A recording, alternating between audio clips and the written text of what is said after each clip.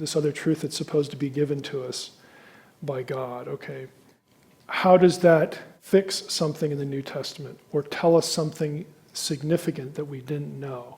And if they come up with, oh, it does this wonderful thing for us, why didn't God want us to have that in the first place?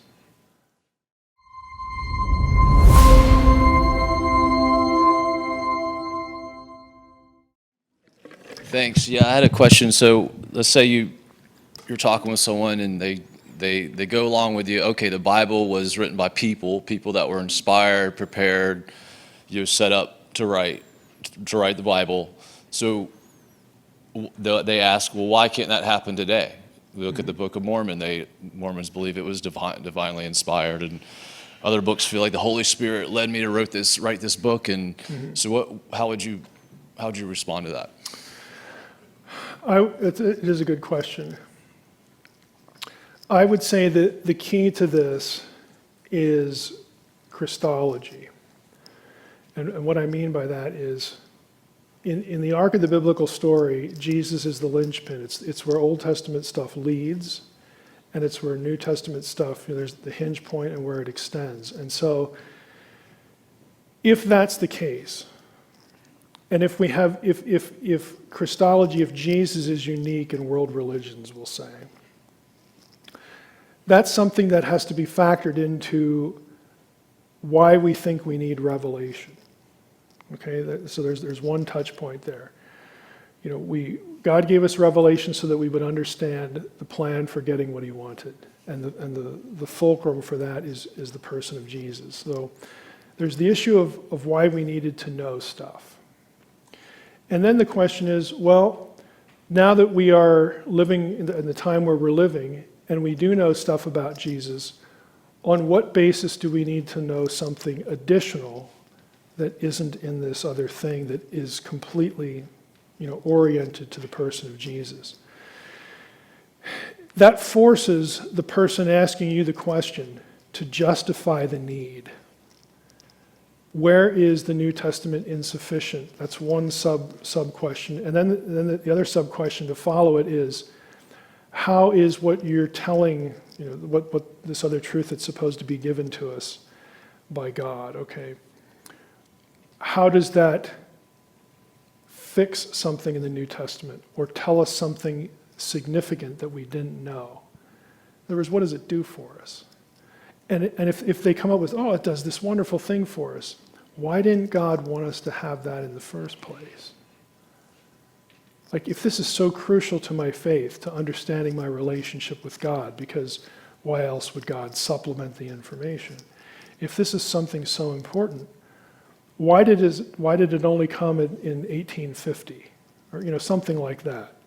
So you need to put the onus of the question on the person to articulate why we need this and what gaps it fills.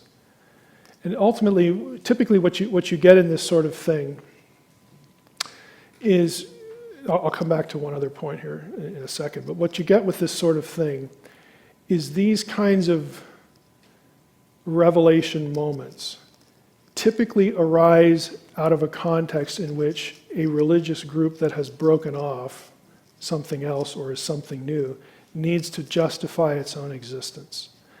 In other words, they want to attach itself to the Bible. Why would you need to do that?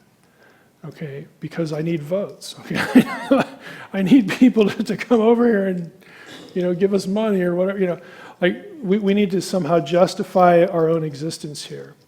That why would God give you revelation? Ultimately, and I'm not going to name names here, but ultimately, a lot of that talk is designed to justify their desire for influence and power in a community. It doesn't really have anything to do theologically. There's going to be theology that's, part of it that's made up, that's not in the other thing. But it's amazing how much of this gloms onto the New Testament or the Old Testament to create a virtue by association. So you're claiming that I'm mischaracterizing what you believe. Well, let's go back to the other questions. What did we miss? Why do we need this? Why did God wait so long? Just these fundamental questions. Now, when you do get into Christology as an orientation point, there is something to be said for, in the New Testament, and it's, to me, this is just me speaking now, to me it's not, what I'm going to say is not as tight as I'd like it to be, but I think there's something to it. And that is, you can trace some first-hand association with the risen Christ to all of the hands in the New Testament, except for a few. And in those cases, like Mark, it's somebody who like traveled with Paul or Luke. In other words, there's a very close chronological attachment to people who had been with Jesus. And you don't have the sense in the early church of, we need a supplement now. Now you have sex, S-E-C-T-S, okay? To check my spelling here. You have sects in the early, first few centuries that are trying to redefine Christology and redefine the faith, and they have their own scriptures and things like this. So they're doing the same thing.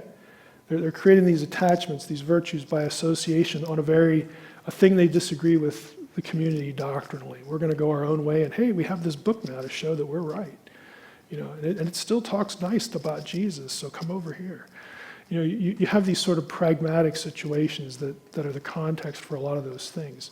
So I would want to know, why should we believe someone in 1850 is getting revelation that isn't attached, to Jesus, to the risen Christ? Because all this other stuff can be oriented in that way. Why the gap?